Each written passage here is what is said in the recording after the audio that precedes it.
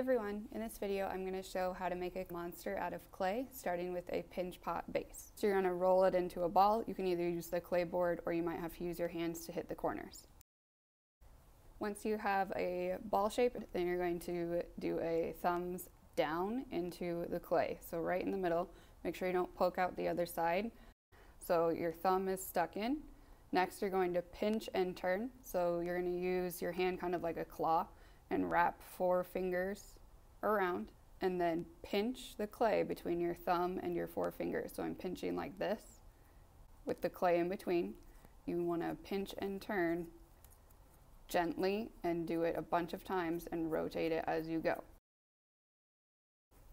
So I'm just kind of coning it to make it so that it's a little bit taller since mine was getting kind of flat. So I'm just pressing on all the sides with it upside down, and then I can flip it back and smooth it back out. Also, if you find any air bubbles, make sure you pop it. You can use a toothpick if you find one, poke where you find it, and then smooth it out.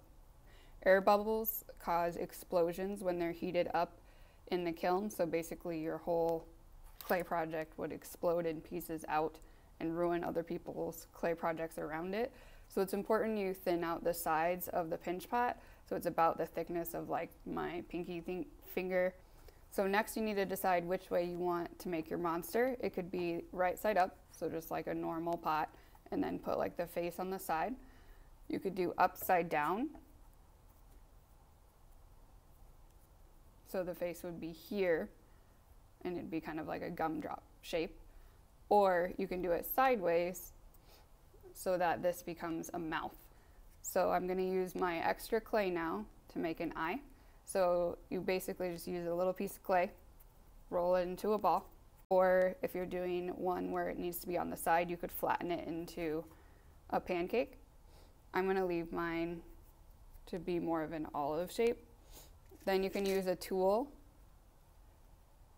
to press and turn to make a pupil. This is why it kind of looks like an olive right now. To add it, I'm going to slip, score, and seal. So I'm going to use water. I just get a little bit on my finger, put it on both pieces where they're going to connect. And then I'm going to score, which is making like crisscross or dots. And then seal, I'm going to press whatever I'm adding and then seal around it to smooth it out. What this does is it makes the clay molecules stick together better. So it's kind of like if your fingers are interlocking, they're harder to pull apart. That's why you do the scoring, so that it connects better. When they start to dry, if you did not slip, score, and seal, this would fall off once it dries. So it would stay when it's wet because the water is holding it together. Once the water dries out, that falls off. To make like arms or spikes, you can roll what I used to call, most of you probably used to call a snake when you use Play-Doh. Again, you would slip, score, seal to add those on. The other type of thing you can do is making a pancake and cutting things out. That works really well for like wings, teeth, tongues, things like that. So you roll a ball, flatten it into a pancake. Make sure you're lifting your clay and moving it around the board because it can get stuck. So then I would draw whatever shape I wanted, cut it out.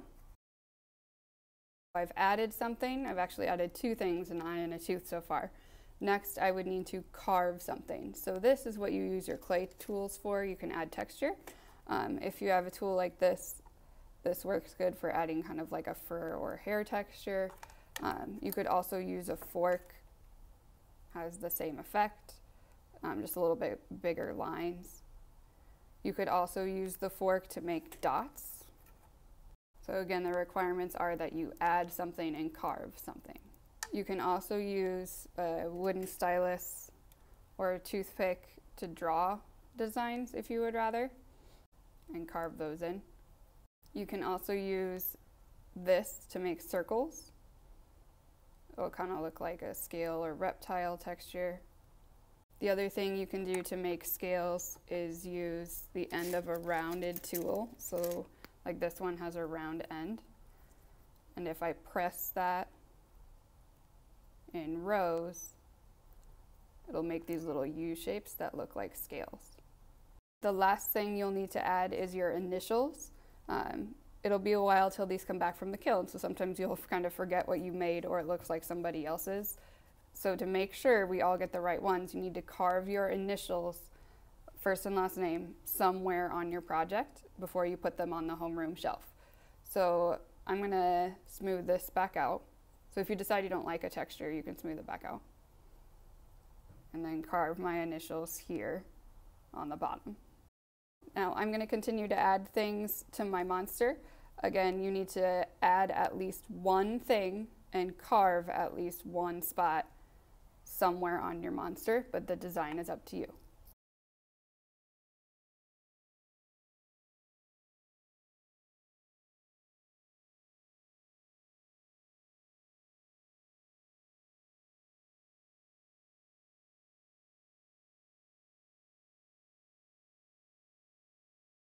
So notice when I was adding stuff, I didn't add anything that stuck out really far or was really thin.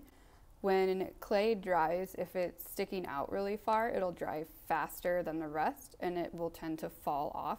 If any limbs fall off in the drying process or in the firing process, we can glue those back on with a hot glue gun. Have fun!